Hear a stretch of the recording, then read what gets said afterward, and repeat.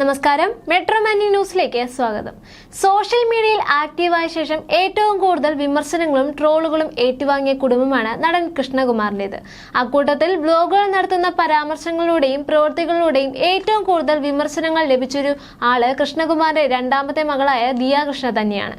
തനിക്കും കുടുംബത്തിനുമെതിരെ നിരന്തരം നെഗറ്റീവ് കമന്റുകൾ ഇടുന്നവർക്ക് എതിരെ കഴിഞ്ഞ ദിവസം ദിയ കൃഷ്ണ ഒരു വീഡിയോ പങ്കുവച്ചിരുന്നു. തന്നെയും ഭർത്താവിനെയും മകനെയും കുടുംബത്തെയും സ്നേഹിക്കുന്നവർക്ക് വേണ്ടിയാണ് താൻ വീഡിയോകളും വ്ലോഗുകളും പങ്കുവയ്ക്കാറുള്ളത് എന്നാണ് ദിയ കൃഷ്ണ ഈ വീഡിയോയിലൂടെ പറയാൻ ശ്രമിക്കുന്നത്. ദിയ പറയുന്നത് ഇങ്ങനെയാണ്: ഇനി എന്റെ വീഡിയോ കാണാൻ ഒരാളെ ഉള്ളുവെങ്കിൽ പോലും ഞാൻ അവർക്ക് വേണ്ടി വീഡിയോകൾ ചെയ്യുമെന്നാണ് ദിയ പറയുന്നത്. എന്നെ കാണാൻ ഇഷ്ടപ്പെടുന്നവർക്കായി സമയം കണ്ടെത്തി പറ്റുമ്പോഴൊക്കെ വ്ലോഗ് ഇട്ട് പോകുന്നതാണ്, അല്ലാതെ ആരെയും വെറുപ്പിക്കാൻ വേണ്ടി ഇടുന്നതല്ല. ഞങ്ങളെ ഒട്ടും ഇഷ്ടമല്ലാത്തവരുണ്ട്, എനിക്ക് ഇഷ്ടമില്ലാത്തവരെ, എന്നെ ദ്രോഹിച്ചവരെ ഒരുപാട് പേരുണ്ട് എന്നും പറഞ്ഞ് അവരുടെ വീടിന്റെ പുറത്ത് പോയി ഞാൻ നിരന്തരം കല്ലെറിയേണ്ട കാര്യമില്ല. അവർ നമ്മളെ ക്ഷണിച്ചിട്ടില്ല. പോയി നിന്ന് കല്ലെറിഞ്ഞ് നമ്മൾ പൊട്ടന്മാരാവുകയാണോ ചെയ്യുന്നത്? ഇഷ്ടമില്ലാത്തവരെ വീടിന്റെ വെളിയിൽ പോയി എന്തിന് കല്ലെറിയണം? അവരെ മൈൻഡ് ചെയ്യാതെ ഇരിക്കുക. ഇഷ്ടമില്ലാത്തവരെ ബ്ലോക്ക് ചെയ്ത് പോവുക. എന്നെ കാണാൻ ആഗ്രഹിക്കുന്ന ഒരാളാണെങ്കിൽ പോലും അവർക്ക് വേണ്ടി ഞാൻ ബ്ലോഗുകൾ ചെയ്യും. എന്റെ ഫാമിലിയും അവരെ സ്നേഹിക്കുന്നവർക്ക് വേണ്ടിയാണ് വീഡിയോകൾ ഇടുന്നത്. ഞാൻ വീഡിയോകൾ കാണുന്നത് പോലെ തന്നെയാണ് യഥാർത്ഥ ജീവിതത്തിലും. ഒരുപക്ഷെ അതിലും നല്ല ആളായിരിക്കും ഞാൻ. എന്നെ നേരിട്ട് കണ്ട ഒരാളും നിങ്ങൾ ഒരു അഹങ്കാരിയാണ് എന്ന് പറഞ്ഞിട്ടില്ല. ഞാൻ വളരെ ഡൗൺ ടു എർത്ത് ആണ്. എന്നെ കൊണ്ട് സഹായിക്കാൻ പറ്റുന്നവരെയെല്ലാം ഞാൻ സഹായിച്ചിട്ട് മാത്രമേ ഉള്ളൂ. എന്നെ പറ്റിക്കാൻ പറ്റുന്നവർ എന്നെ പറ്റിച്ചിട്ട് പോയിട്ടുമുണ്ട്.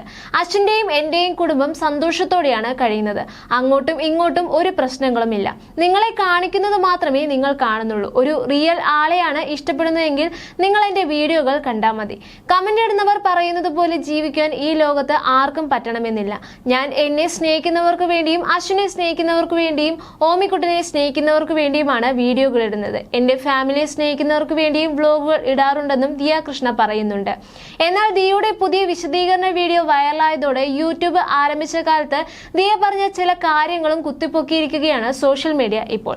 9 to 5 ജോലി ചെയ്ത് പൈസ ഉണ്ടാക്കാൻ പറ്റാത്തതിനാലാണ് ഞാൻ യൂട്യൂബ് ചാനൽ തുടങ്ങിയത് എന്ന് പറഞ്ഞാണ് ദിയ കൃഷ്ണ നെഗറ്റീവ് കൂടിയപ്പോൾ നന്മമരം കളിച്ച് ഇമേജ് വീണ്ടെടുക്കുവാൻ ശ്രമിക്കുകയാണ് എന്നുമാണ് പഴയ വീഡിയോ കുത്തിപ്പൊക്കി ആളുകൾ കുറിച്ചിരിക്കുന്നത്.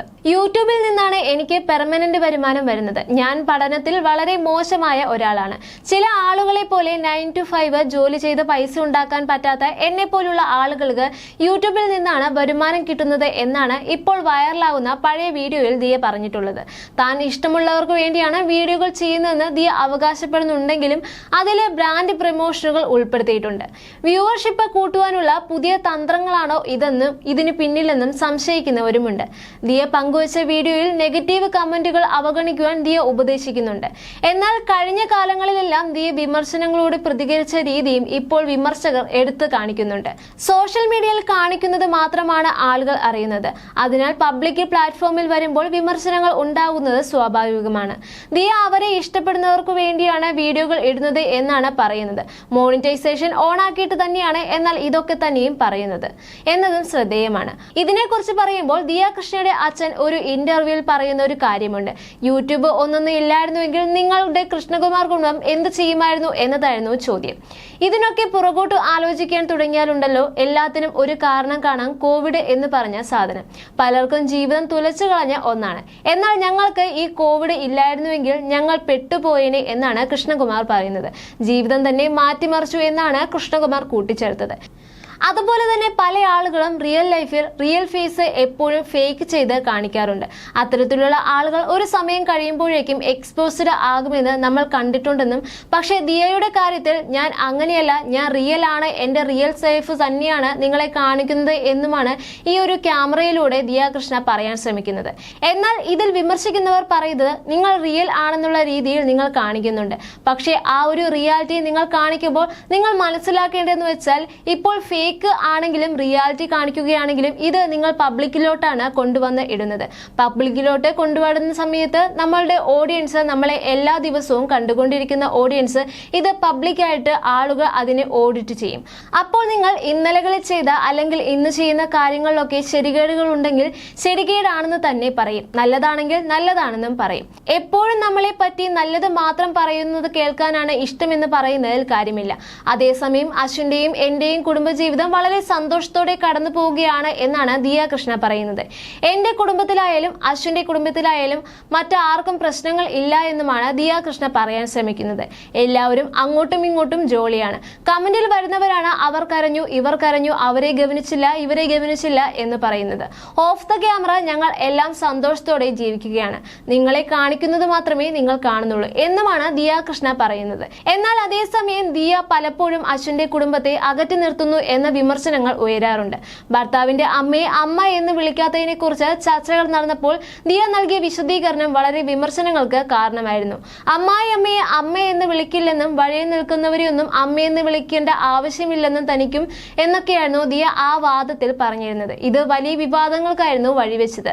നാളെ ഓമി ഒരു കല്യാണം കഴിച്ച് ഭാര്യയുടെ അമ്മയെ അമ്മയെന്ന് വിളിച്ചാൽ എനിക്ക് സ്ട്രെസ് ആകുമെന്നും ദിയ കൃഷ്ണ പറഞ്ഞിരുന്നു. എനിക്ക് അവൻ എന്നെ മാത്രം അമ്മയെന്ന് വിളിച്ചാൽ മതിയെന്നുമായിരുന്നു ദിയ കൃഷ്ണ പറഞ്ഞത്. എന്നാൽ ദിയയുടെ വീഡിയോയ്ക്ക് താഴെ വലിയ വിമർശനങ്ങളാണ് ഉയരുന്നത്. ദിയയെ പോലെ ഭാവിയിൽ ഓമിക്കും ഒരു പങ്കാളിയെ കിട്ടണം, അശ്വിന്റെ കുടുംബത്തിന്റെ വികാരം അപ്പോൾ മാത്രമേ അവർക്ക് മനസ്സിലാവുകയുള്ളൂ എന്നുമായിരുന്നു ഒരു കമന്റ്. എന്നാൽ ഇതിന് ദിയ തിരിച്ച് മറുപടി നൽകുകയും ചെയ്തിട്ടുണ്ട്. സാധാരണയായി അവന്റെ അച്ഛനും അമ്മയും പറയുന്നത് ഞാൻ അവരുടെ മകനെയും അവരുടെ ജീവിതത്തെയും മെച്ചപ്പെടുത്തി എന്നതിൽ അവർക്ക് അഭിമാനമുണ്ടെന്നും അവർ പറയുന്നുണ്ട്. അതാണോ നീ ഉദ്ദേശിച്ചത്? അപ്പോൾ നീ പറഞ്ഞത് ശരിയാണ് എന്റെ പ്രിയപ്പെട്ട വിരോധി എന്നായിരുന്നു ദിയയുടെ മറുപടി. ഈ ദിയയും അശ്വിന്റെ വീട്ടുകാരും തമ്മിൽ ചേരില്ല, അത് നാട്ടിൽ പാട്ടാണ്. ഇവളുടെ അച്ഛൻ ഇടപെട്ട് സോൾവ് ആക്കി കൊണ്ടുവരുന്നതാണ്. കല്യാണത്തിന് മുന്നേ കള്ള സ്നേഹം കാണിച്ച് ഇവനെ കിട്ടുവാൻ ഇതിനു ശേഷം കറിവേപ്പില പോലെ ആയി.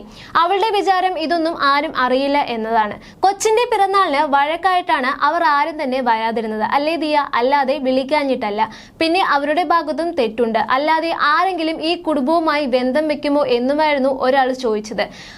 ഈ പെണ്ണ് അശ്വിനെ നിർബന്ധിച്ച് അമ്പലത്തിൽ കൊണ്ടുപോയി താലി കെട്ടിച്ച് വീട്ടുകാർ അറിയാതെ കൊണ്ടുവന്നതാണ്. ഇവൾക്ക് എങ്ങനെയെങ്കിലും ഈ പയ്യനെ വേണമായിരുന്നു. അതിന് കല്യാണത്തിന് മുൻപ് തന്നെ പയ്യന്റെ വീട്ടിൽ പോകുകയും വരികയും പുത്തനച്ചി പുരപ്പുറം തൂക്കും എന്ന് പറയുന്നത് പോലെ ആയിരുന്നു അവർ. അന്ന് മീനമ്മ എന്ന് പറഞ്ഞ് പുറകെ നടക്കുകയായിരുന്നു. അവർ ആരും അപ്പോൾ കരുതി കാണുകയില്ല ഇത് ഇങ്ങനെയായിരിക്കുമെന്ന്. ശരിക്കുമുള്ള സ്നേഹമാണെന്ന് അവർ വിചാരിച്ചു കാണും എന്നൊക്കെയാണ് ഉയരുന്ന വിമർശനങ്ങൾ. ഭർത്താവിന്റെ മാതാപിതാക്കളെ സ്വന്തം അച്ഛനും അമ്മയുമായി കാണാൻ പറ്റില്ല എന്ന ദിയയുടെ വാദം പ്രസക്തമാണെന്ന് മിക്കവരും സമ്മതിക്കുന്നുണ്ട്. എന്നാൽ ദിയ പറഞ്ഞ രീതിയാണ് പലർക്കും ഇഷ്ടപ്പെടാത്തത്. ദിയ ഇങ്ങനെ സംസാരിക്കുന്നതിൽ അശ്വിൻ പ്രതികരിക്കാത്തതിനെ കുറിച്ചും വിമർശനങ്ങൾ ഉയരുന്നുണ്ട്. മിക്കപ്പോഴും ദിയയുടെ സംസാരങ്ങൾ പ്രശ്നമായി മാറാറുണ്ട്. അശ്വിനെ ഇടിച്ചു താഴ്ത്തിയുള്ള സംസാരങ്ങളാണ് ഇടയ്ക്ക് നടക്കാറുള്ളത്. എന്തിന് ഇത് സഹിക്കുന്നു എന്ന ചോദ്യങ്ങളാണ് നെറ്റിസൺസ് ചോദിക്കുന്നത്.